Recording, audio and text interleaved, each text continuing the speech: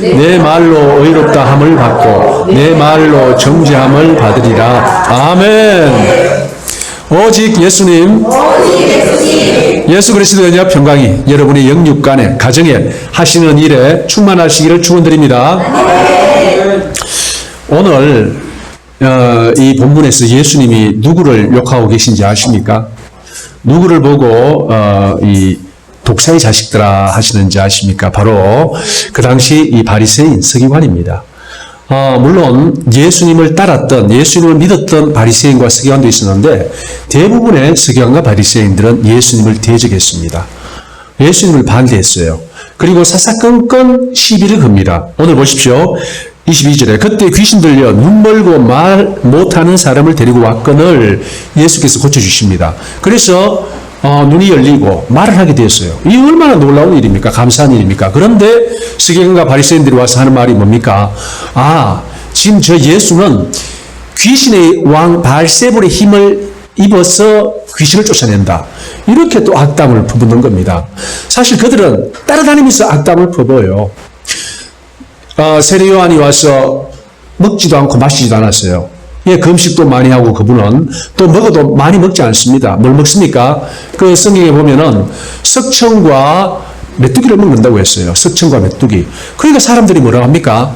비난하는 사람들이 와서 좀 미쳤다 합니다. 근데 예수님한테 또 뭐라 합니까? 예수님은 잘 먹습니다. 예, 대접하는 거 그냥 잘 먹어요. 그리고 정말 죄인, 그 당시 죄인들이라고 인정받았던 세리와 창의들과 함께 먹어요. 그러니까 또 뭐랍니까? 먹기를 탐하고 포도주를 즐기고 또 세리와 죄인들과 같이 먹는다. 이렇게 비난을 하는 겁니다. 끊임없이 비난을 하는 거예요. 이렇게 해도 비난하고 저렇게 해도.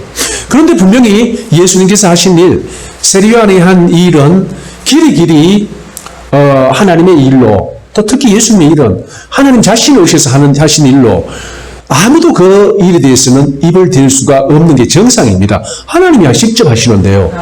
그런데 입을 대는 사람들이 있습니다. 누구였습니까?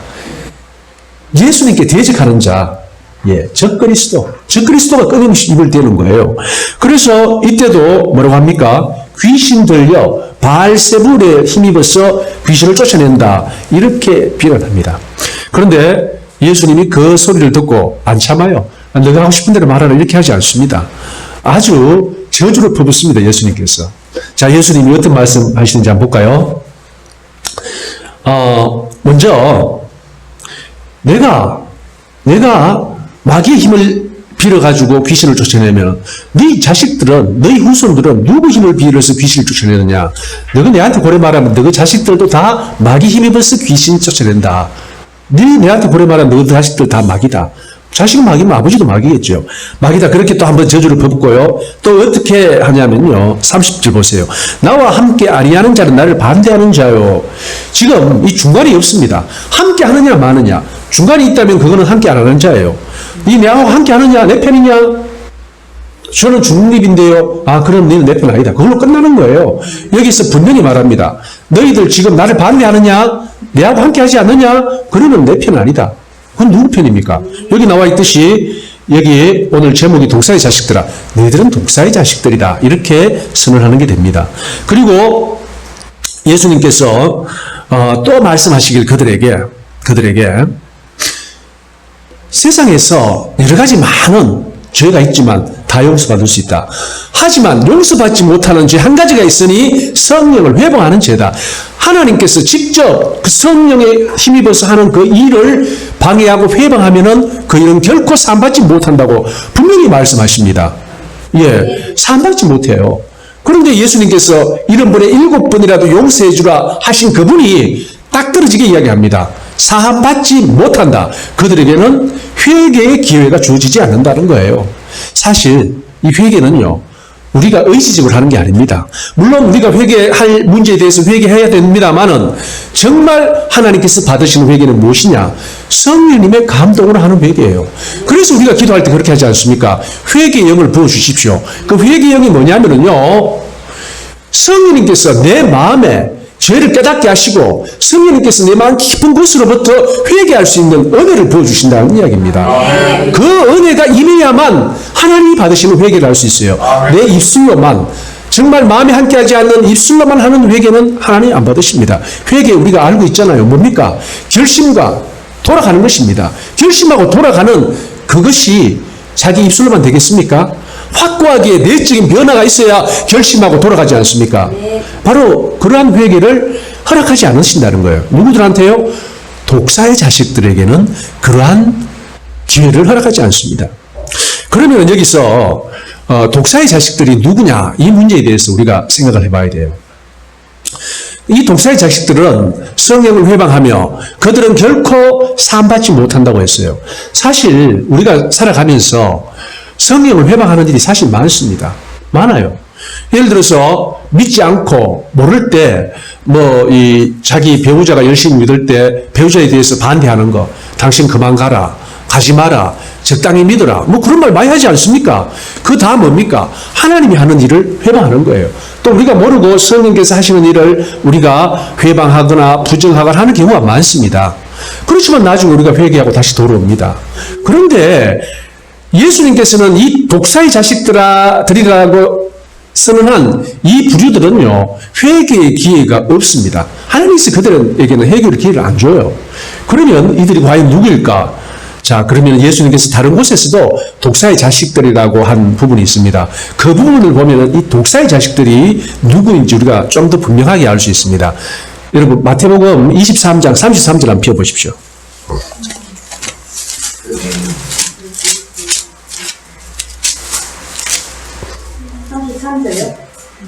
예.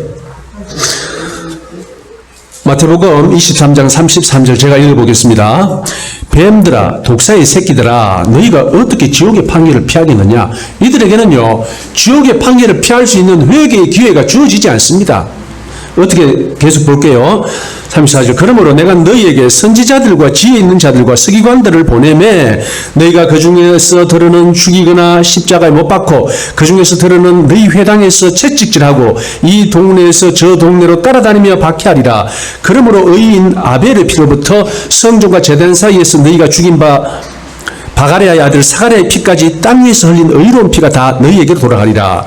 자, 이걸 보니까 이 독사의 새끼들의 기원이 어디입니까? 아벨이 죽음부터 시작합니다. 아벨이 누구한테 죽었습니까? 자기 형 가인에게 죽었어요. 그러면 가인이 어떻게 해서 죽였습니까? 이 창세기 4장에 보면요, 가인의 족보가 나옵니다. 5장에는 아담의 족보가 나옵니다. 가인, 악의 족보가 나오고 중간에서 끊어졌어요. 끊어졌다고 없어진 게 아니고 그냥 이 세상 속에 들어가서 끝까지 주님 오시는 그날까지 악을 행하는 겁니다. 그리고 5장에는 뭐가 나옵니까? 예수 그리스도로 이어지는 이 아담, 셋의 족보가 나오는 것을 우리가 볼 수 있습니다. 그러니까 이 두 길을 하나님께서는 보여주신 거예요. 그런데 이쪽 길에 쓴 사람이 있습니다. 아담이 아니고 가인의 길에 쓴. 자, 그 사람들이 어떻게 합니까? 끊임없이 하나님께서 보내신 진정한 선지자, 또 여기 보면은 서기관, 그 사람들을 따라다니면서 박해하고 쫓아내고 괴롭힌다는 거예요. 계속 뒤에 볼게요. 내가 진실로 너에게 이르노니 이것이 다 이 시대에 이루어지리라 하는데, 그러면 이 독사의 자식들이라 한 사람들은 누구일까요? 이 앞에 보면 나오는데, 자, 그거 한번 볼게요. 29절 보십시오. 29절. 화 있을진저 외식하는 서기관들과 바리새인들이여. 딱 이렇게 나옵니다. 누구한테 하는 얘기냐? 바로 화 있을진저 외식하는 서기관과 바리새인들한테 하는 이야기예요. 이 이야기를 이 앞에 우리 오늘 본문 12장에서는 똑같이 서기관과 바리새인들이 따라다니면서 예수님을 회방하고 방해하는 겁니다. 그들에게 선포하는데, 야, 너가 아브라함 자식이라고, 육적인 아브라함이지 영적인 아브라함 자식이 아니다. 너희들의 본질은 바로 아벨을 죽인 가인으로부터 출발하는, 그 뒤에 마귀로부터 출발하는 거기가 너희 뿌리다, 너희들 뿌리다 라고 분명하게 하나님께서 선포하시는 겁니다. 그들에게는 회개의 기회가 주어지지 않아요. 그런데 그들이 누굽니까? 서기관과 바리새인들이 오늘날 누굽니까? 오늘날 신학자들, 목사들을 하는 이야기예요. 신학자들, 목사들. 이 부흥의 시대는 신학자와 목사를 하나님께서 누구를 세우시냐? 하나님의 백성으로 신학자와 목사를 세우세요. 그래서 하나님의 진리가 증거되고 선포되고 번성하고 그렇게 합니다. 하지만 이제 반역의 시대가 오면은 어떻게 합니까? 이상하게 사람이 세웁니다. 사람이. 마귀의 자식들, 이 독사의 새끼들을 뭐로 세웁니까? 신학자와 목회자로 세우는 겁니다. 그래서 신학계가 타락하고 목회가 타락하고 교회가 타락하고 이 일이 일어나게 되는 거예요. 그게 언제입니까? 바로 오늘날입니다. 이 일이 예레미야 때에 있었고, 이 일이 예수님의 때에 있었고, 이 일이 이사야 때에 있었고, 없을 때가 없었는데 가장 왕성하게 이런 일이 일어날 때가 있어요. 바로 예레미야의 시대, 예수님의 시대, 오늘날입니다. 오늘날 교회의 적이 누굽니까? 오늘날 교회의 적이 아니죠. 예수님의 적이 누굽니까? 목회자고 신학자들이고 또 교회입니다. 놀랍습니다. 예수 그리스도의 적들이 교회라는 거예요. 자, 유럽을 보십시오. 유럽의 교회가 거의 없어졌습니다. 누구 때문에 없어졌습니까? 타락한 목회자와 신학자들 때문에 없어졌어요. 그들이 정말 기독교가 번성하고 흥왕할 때 진리를 끝까지 지키지 않았어요. 타락했어요. 오늘 기도에서 나왔듯이 배부르니까 이제는 자기를 구원해 준 하나님을 잊어버리고 세상으로 나가버린 거예요. 그래서 그 결과가 어떻게 됐습니까? 신학이 변질되고 인본주의가 들어오고 철학이 들어오고, 그래서 정말 하나님의 진리의 말씀은 희미해지고 사라지게 된 겁니다. 그 결과는 뭡니까? 오늘날 유럽에서 교회를 찾아보기가 힘들다는 것입니다. 여러분, 일본 갔어요. 일본 가면은 특징이 뭐냐면요, 교회를 찾아보기 힘든다는 겁니다. 일본은 정말 교회 찾아보기 힘들어요. 여러분 가보셨으면 아시겠지만 교회를 찾아가려면요 특별히 부탁을 해야 됩니다. 가까운 교회에서 예배 드리고 싶습니다 하면은, 아 그래요 하면서, 잠깐만요, 저는 모르니까 알만한 사람한테 제가 물어볼게요. 이렇게 해서 교회를 소개해 줍니다. 이게 일본의 실정이에요. 그런데 그 일본에 믿는 사람, 실제로 믿는 사람들만큼 어디 나라가 있는지 아세요? 유럽이 그렇습니다. 유럽이 딱 일본만큼 믿고 있습니다. 일본이 0.2% 정도 믿고 있다고 합니다. 1000명 중에 2명. 유럽이 딱 그 모양입니다. 작은 나라는 0.1%, 많은 나라는 0.45%. 이게 유럽의 실정이에요. 그러니까 기독교 그러면 유럽 그러는데, 그것이 오늘날 정말 기독교 볼모지 일본과 똑같은 상황으로 전락했다는 겁니다. 물론 형식적으로 나는 예수 믿는 사람이다라고 인구조사할 때 조사하는 사람들은 많습니다. 3분의 1가량 됩니다. 또는 25%가량 되고요. 하지만 실질적으로 신앙을 가진 사람들은 없어졌다는 거예요. 이게 누구 때문입니까? 이게 바로 신학자와 목사들 때문에 그렇습니다. 그들이 잘못 가르쳐서 그래요. 오늘날 대한민국도 마찬가지입니다. 오늘날 대한민국이 이제 앞으로 희한한 일이 생길 거예요. 이 기독교에 대해서. 그게 다 누구 때문입니까? 여기 예수님께서 나와 함께 하지 아니하는 자, 그들 때문에요. 결국 나와 함께 하지 않은 자는 나를 반대하는 자다 그랬어요. 그들 때문에 오늘날 대한민국도 유럽의 전철을 밟을 수도 있다는 겁니다. 뭐 꼭 밟는다는 건 아닙니다. 아직 상황이 어떻게 될지 모르니까요. 이런 상황에 우리가 놓여 있습니다. 그런데 예수님께서는 그들에게 뭐라고 말씀하십니까? 독사의 자식들아, 너희들은 성령을 회방하는 자들이다. 너희들은 결코 사함받지 못한다. 예수님께서는 사사건건 예수님을 따라다니면서 예수님의 그 하나님의 일을 방해하고 회방하고 공격하는 그 무리들의 무엇을 봤습니까? 그 무리들의 배후를 본 겁니다. 본질을, 근본을 본 겁니다. 바로 너희들이 이 아벨을 죽인 그 가인, 그 뒤에 배후인 마귀가 너희들 아버지다. 그래서 끊임없이 나를 반대하는데, 나와 함께 하지 않은 자는, 나와 상관없는 자, 나를 반대하는 자, 너희들은 결코 회개 기회도 주지 않을 것이다 라고 선포한 거예요. 오늘날도 마찬가지입니다. 오늘날도 여러분들 목사라고 다 목사라고 하십니까? 신학교 교수가 다 신학교 교수라고 하십니까? 심각합니다. 심각해요. 어마어마하게 심각합니다. 어떤 신학교는요, 제가 볼 때 다 마귀 새끼들이에요. 마귀 새끼들만 모여가지고 그 신학생을 가르치고 있어요. 그 신학생들이 나와서 어디입니까? 또 마귀 새끼들 가르치는 거예요. 이게 오늘날 대한민국의 현실이고, 이게 조금 더 지속되면요, 대한민국 교회는 없어집니다. 그들의 목적은 교회의 부흥이 아니고 교회의 멸망이거든요. 그래서 그들이 이 일을 열심히 하면 할수록, 그들이 자기 나름대로의 목회를 열심히 하면 할수록 교회는 죽어지는 거예요. 없어지는 거예요.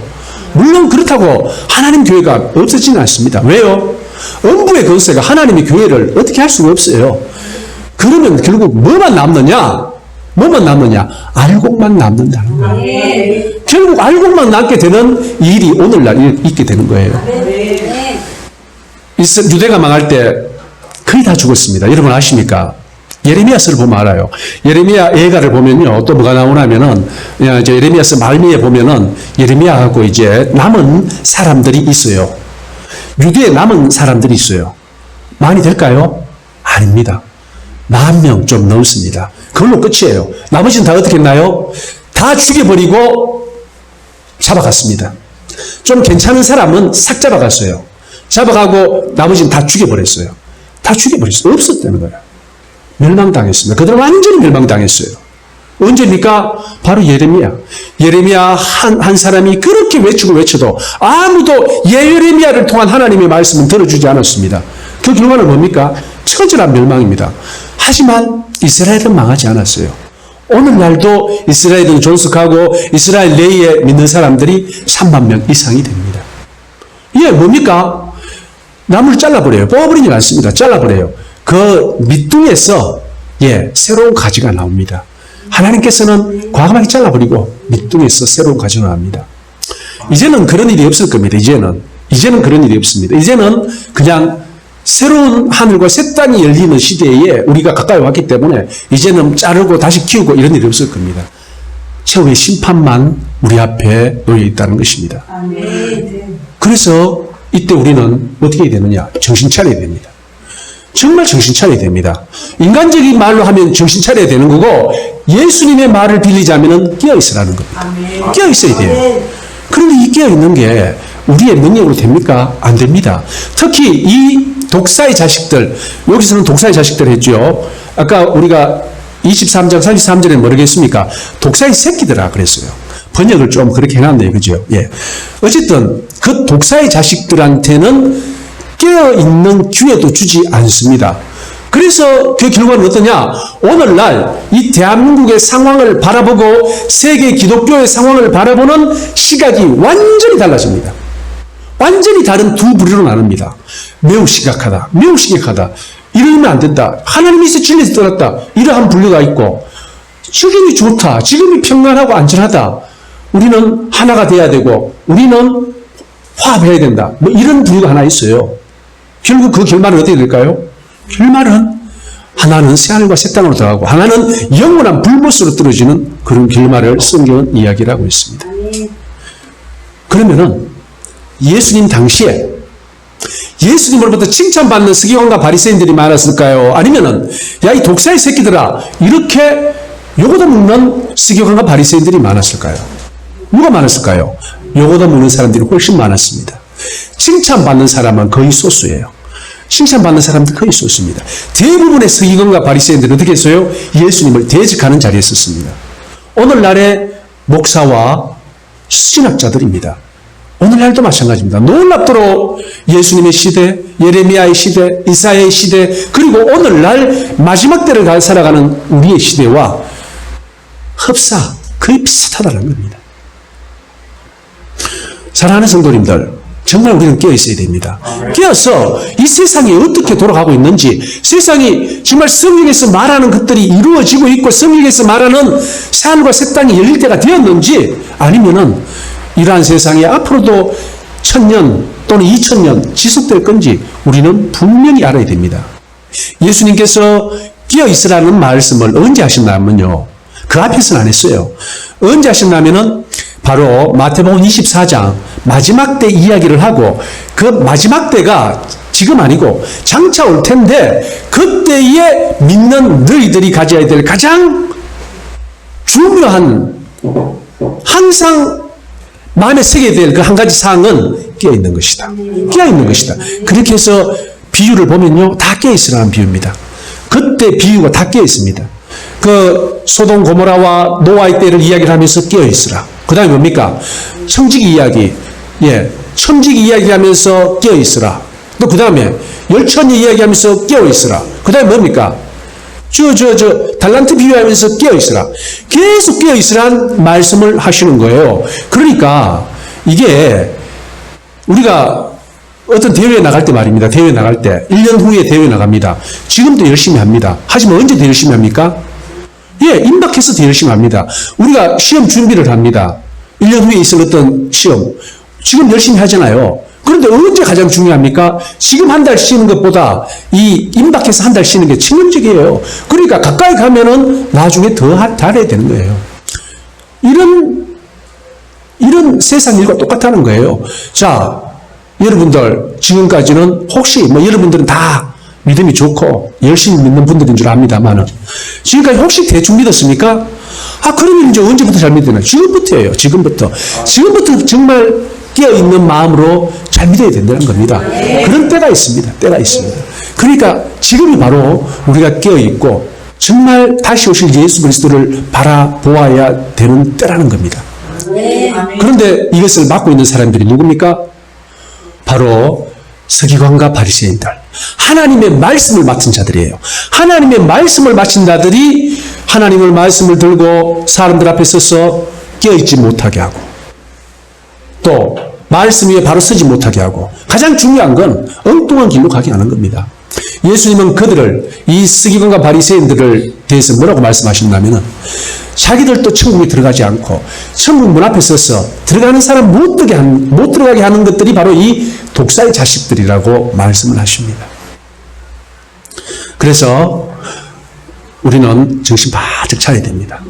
예수님의 말씀대로 깨어 있어야 됩니다. 정말 앞으로 우리에게 닥칠 일들 한번 보십시오. 올해 안으로 차별금지법이 아마 거의 만들어질 겁니다. 차별금지법 지금 우리 모임에 그 반대하는 운동을 하자 합니다. 하긴 할 겁니다. 반대하는 운동을 할 거예요. 하지만 이제 우리가 반대한다고 되지 않습니다.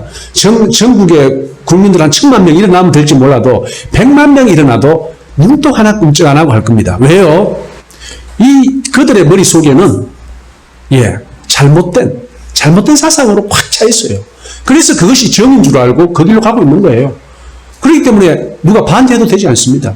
이미 그들은 마음대로 법을 만들 숫자를 확보했고, 그럼 기독교는 어떻게 될까요? 여러분 보게 될 겁니다. 앞으로 오는 내에 기독교가 많이 교회가 없어질 겁니다. 없어질 거예요. 특히 빚 많은 큰 교회 위주로 다 쓰러질 겁니다. 어떻게 아는데요?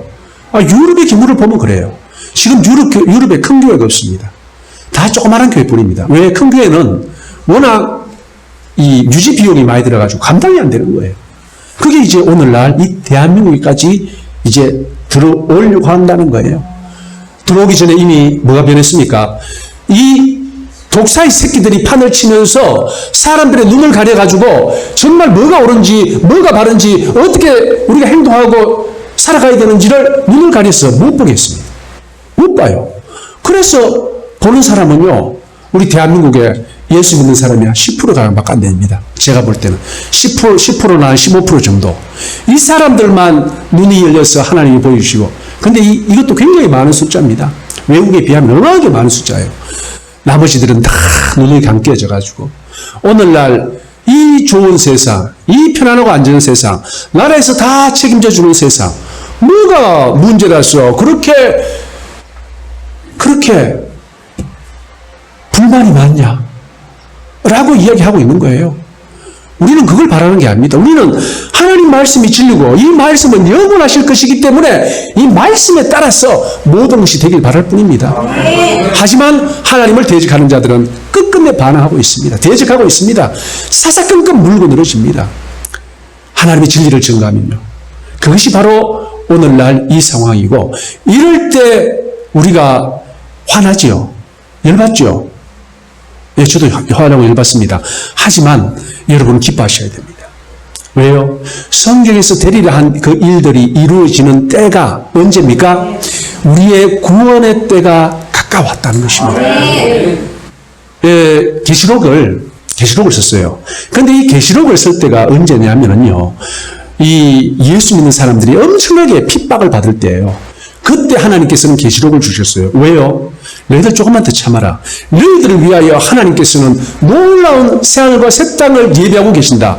그리고 지금 너희들을 박해하는 그 모든 독사의 새끼들을 위해서 영원한 불못이 예비되어 있다. 믿음을 지키고 조금만 더 견뎌내라. 이 메시지가 바로 이 계시록의 메시지예요.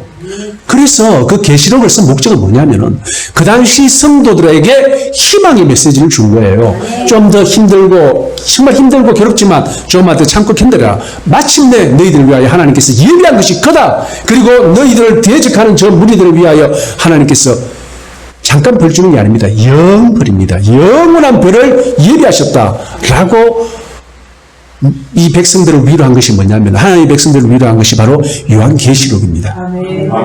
사랑하는 성도님들, 우리는 우리의 싸움을 싸워 나가야 됩니다. 지금 우리에게 주어진 그 문제에 대해서 우리는 입으로만 할 것이 아니고요, 몸으로도 행동해야 됩니다. 하지만 분명한 것은 우리는 기뻐야 됩니다. 우리가 싸워 나가지만 더더욱 이런 때가 심해지면 심해질수록 주님께서 오심이 가까웠다는 것입니다. 사랑하는 성도님들, 이 믿음에 굳게 서십시오. 세상에 현혹되거나 세상에 속아 넘어가지 마십시오. 그리고 어떤 잘난 목사들이 하는 말에 속아 넘어가지 마십시오. 많은 목사들이 이랬다가 저랬다 합니다. 오늘 본문에 보면요, 나무도 좋고 열매도 좋다든지 나무도 좋지 않고 열매도 좋지 않다라, 그렇게 했어요. 바로 예수님입니다. 예수님한테 뭡니까? 좋다. 예수님이 열매가 좋다. 그 결과가 예수님이 하는 일이 좋다. 그러면 예수님도 좋다라. 그럼 예수님의 결과가 나쁘다. 그러면 예수님이 나쁘다라. 지금 이 말 하는 거예요. 오늘날 두 말 하는 목회자들이 너무나 많습니다. 두 말 하는 목회자들이 너무 많습니다. 뭡니까? 간단합니다. 우리는 차별금지법을 반대한다. 말합니다. 그런데 그 차별금지법이 어디 들어가 있습니까? 민주당 안에 차별금지법이 들어가 있어요. 민주당 안에 차별금지법이 안에 들어가 있어요. 그리고 민주당을 지지한다 합니다. 이게 뭡니까? 이 바로 이거는 좋은데 이건 안 좋다. 말도 안 되는 게 하고 있습니다. 민주당을 선택해 놓고 이제는 차별금지법은 하지 마세요. 이 말들을 하고 있는 거예요. 아주 이 모순적인 행태를 보이는 사람들, 엄청나게 많은 이 목회자들, 신학자들인 겁니다. 그들은 뭐라고 성경은 뭐라고 말합니다. 저는 확실합니다. 그들은 독사의 새끼들이고 그 독사의 새끼들은 회개할 기회를 주지 않습니다. 회개할 기회가 없어요. 물론 그들은 회개도 안 할 겁니다. 왜요? 사상적으로 잘못된 인식을 갖고 있기 때문에 자기가 지금 또 스스로 생각하기를 내가 하는 일은 의롭다, 정의롭다 생각할 거예요. 그러면은 회개 안 하죠. 어쨌든 그들은 회개할 기회를 얻지 못할 것입니다. 바로 오늘날 이 짓들을 하고 있는 거예요. 그래서 우리는 정말 정신 차리고 또 깨어 있어서 정말 하나님의 말씀을 하는가, 진리를 증거하는가, 세상과 타협하고 그리고 하나님을 가장 강력하게 대적하는 이 동성애 이념들을 받아들이는가. 이게 동성애는 반대하더라도 그러면 동성애 찬성하는 잔태를 찬성하면서 지지하면서 그 안에 있는 동성애만 반대하는가? 그것도 말이 안 되거든요. 똑같습니다. 결국 뭐냐? 그들은 하나님과 함께하지 않았어요. 나와 함께하지 않으면 나를 반대하는 것이다. 그 짓들을 지금 교회에서 하고 있었어. 결국은요, 오늘날 예수님의 가장 큰 대적자는 누구냐? 교회입니다. 교회가 뭐냐면요, 성경에서는 그리스도의 몸이라고 이야기해요. 교회의 머리를 예수 그리스도로 합니다. 그러니까 이 머리의 뜻에 따라가 몸이 움직여주는 게 정성입니다. 머리가 지휘하는 대로 몸이 움직여야 하잖아요. 오늘날 몸은 머리에 대항하고 있는 것이 현실입니다. 사실 오늘날만 그런 게 아닙니다. 이스라엘의 큰 위기가 닥쳐왔을 때 그때 머리 대신 여호와 하나님의 뜻을 전혀 따르지 않는 교회였던 것이에요. 몸이었어요. 그럼 어떻게 됩니까? 그 결과는 처절한 하나님의 심판이 기다리고 있을 뿐입니다. 그리고 그 역사의 반복 과정 속에서 이제는 최후의 심판이 우리 앞에 놓여 있다는 거예요. 물론 여러분들은 최후의 심판을 받지 않습니다. 그러한 많은 무리들과 그 무리들을 이 독사의 새끼들 따르는 많은 무리들, 그들은 하나님의 영원한 벌인 불못에 들어가는 일밖에 없을 것입니다. 이 사실 명심하고 여러분들이 뭐 어디로 이사를 가거나 또는 뭐 직장을 옮기거나 하면은 또 여러 교회를 갈 겁니다. 그때 그 목사를 잘 보세요. 목사 아무리 유명한 목사라고 유명한 사람 아닙니다. 예, 유명한 사람은 더 위험합니다. 목사를 잘 살피세요. 저 사람이 하는 말, 무슨 말을 하는지 잘 살피고 오직 예수 그리스도, 예, 오직 예수 그리스도. 그리고 오직 성경이 진리와 반하는 그런 것을 주장하거나 말하는 사람 절대 아닙니다. 그것만 주장하는 사람인가 안 하는 사람인가 잘 살펴보세요. 그리고 그러한 교회를 선택하십시오. 한번 설교 들어보면 모릅니다. 그렇게 해서 정말 여러분들은 어디에 있든지 무엇을 하든지 간에 진리 안에 거하고 예수 안에 거하고 정말 몸된 예수님의 몸된 교회 안에 거하는 하나님의 자녀 다 되시기를 예수님으로 축원드립니다. 할렐루야. 아버지 하나님 감사합니다. 전능하신 아버지 하나님을 찬양합니다. 지금은 마지막 때입니다. 주님, 주의 백성들에게 깨닫게 하여 주시옵소서. 눈을 열어 우리가 살아가고 있는 때에 주님 다시 오실 때인 것을 바라보게 하시고 늘 껴있어 인간적인 생각 다 내려놓고